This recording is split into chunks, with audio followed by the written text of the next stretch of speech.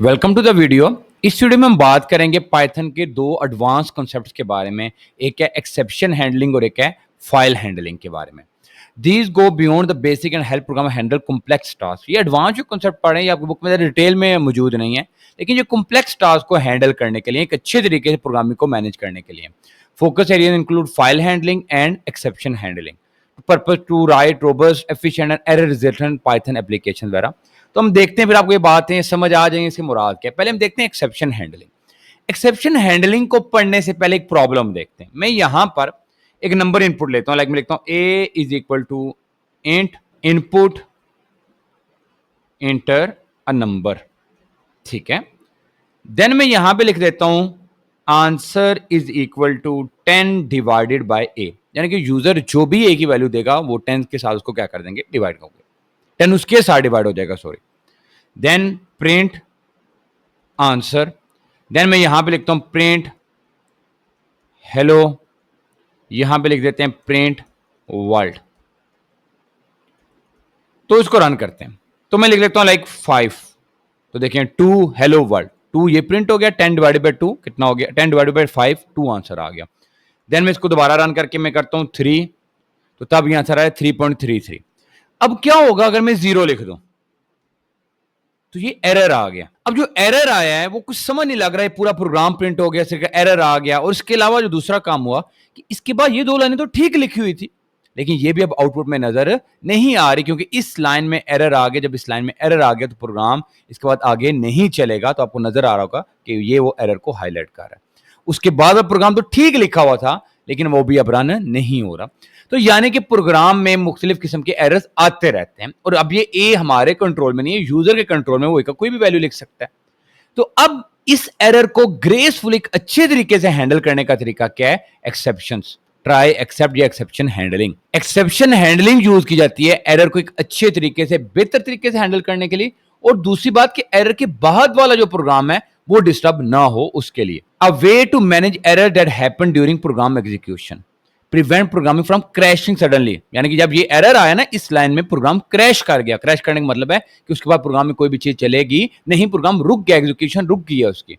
Ensure the program can either continue running or end gracefully with a meaningful message.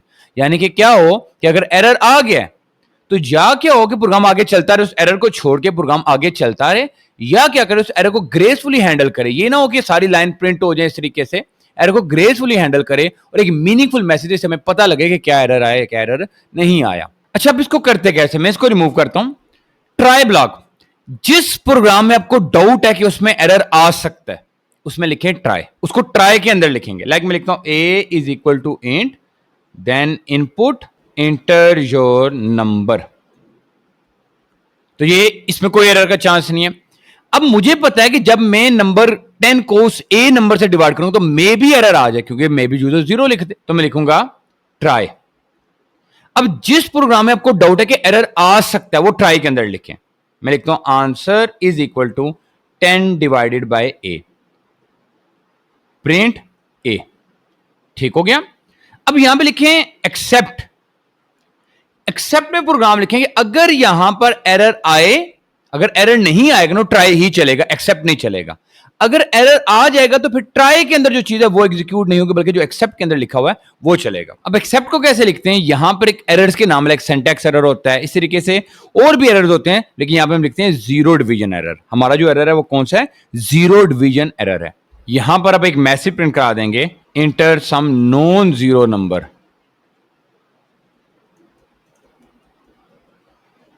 Then मैं यहां पे print लिख देता हूं उसी तरीके से, हेलो वर्ल्ड। तो ये देखें वो कह रहे हैं ए की वैल्यू इंटर करें, मैं 5 इंटर करता हूं। तो देखें जब अब कोई एरर नहीं है, 10 डिवाइड बाय 5 पॉसिबल, कोई एरर नहीं है, तो उसने इस पूरे ब्लॉक को चला दिया। ट्राई ब्लॉक पूरा चला, एक्सेप्ट ब्लॉक नहीं चला। एंड यहां पे उसने क्या कर दिया, इन चीजों को रन कर दिया। अब मैं करता हूं 0 इंटर। तो देखें enter some non zero number, उसने एक्सेप्ट को चलाया, क्योंकि यहां पर क्या आ गया था, एरर। और एरर भी कौन सा था, जीरो डिवीजन एरर आ गया था। तो ये पॉइंट्स आप लोगों ने ध्यान से देखना है।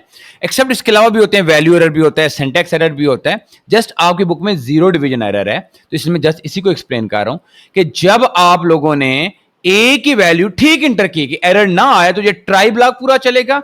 अगर ट्राई के अंदर एरर आएगा तो ट्राई को छोड़ के किसको चला देगा, एक्सेप्ट को चला देगा, और उसके बाद प्रोग्राम नॉर्मली आगे चलता रहता है। तो ये देखें, एरर को हैंडल करने की एक प्रॉपर वे है, ग्रेसफुली हमने एरर को हैंडल कर लिया, एक मीनिंगफुल मैसेज आ गया, enter some non zero number तक आपकी डिवीजन हो सके, उसके बाद प्रोग्राम की एग्जीक्यूशन आगे चलती रही।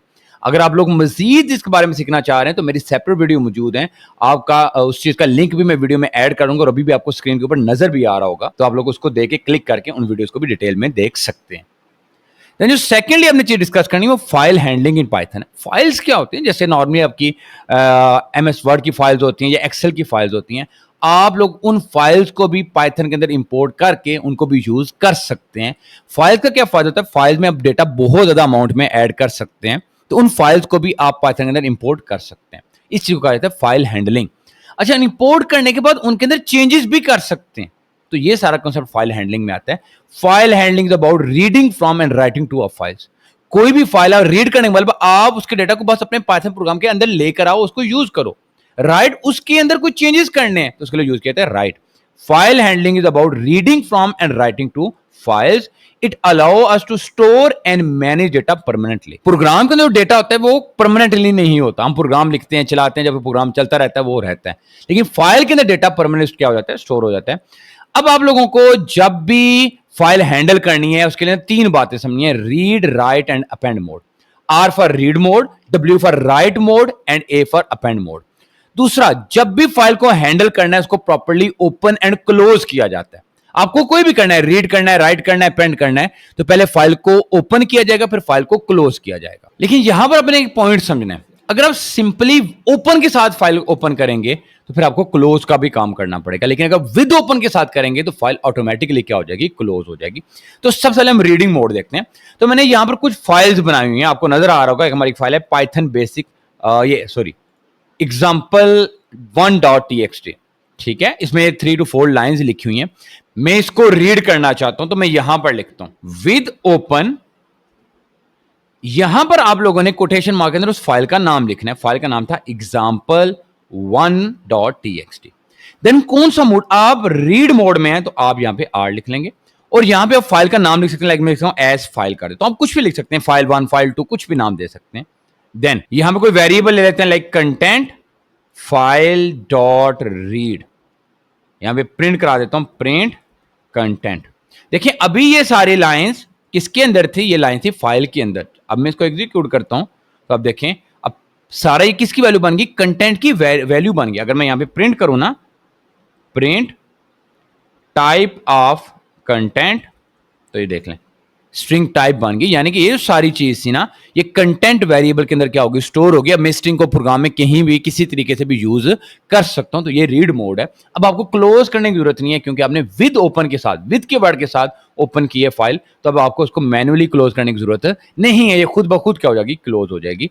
तो ये फाइल का नाम, यहाँ पे रीड मोड, एज फाइल, और इस तरीके से।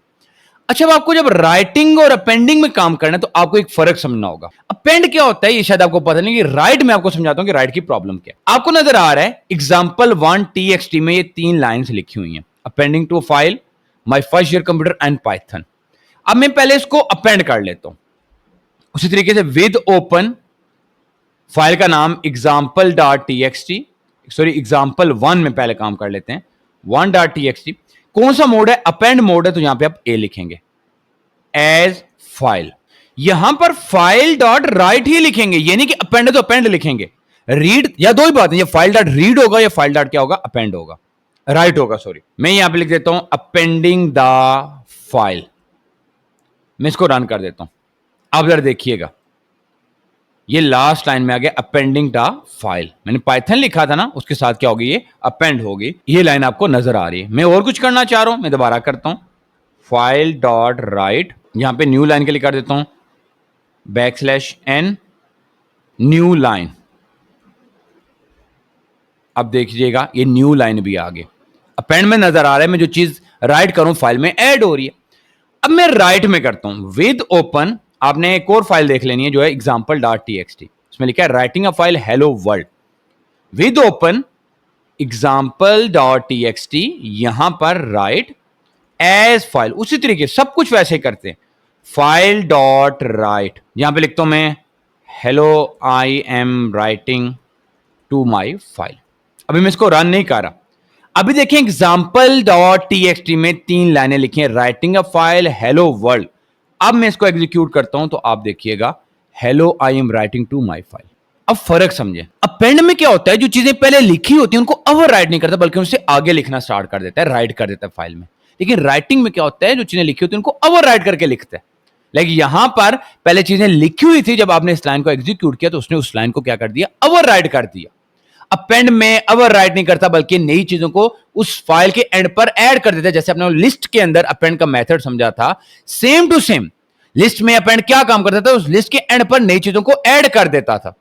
यही काम यहां पे अपेंड कर रहा है कि उस फाइल के एंड पे जो आप मजीद चीजें लिख रहे हैं उनको क्या कर देगा, ऐड कर देगा। लेकिन राइट क्या करेगा, ओवर राइट करेगा।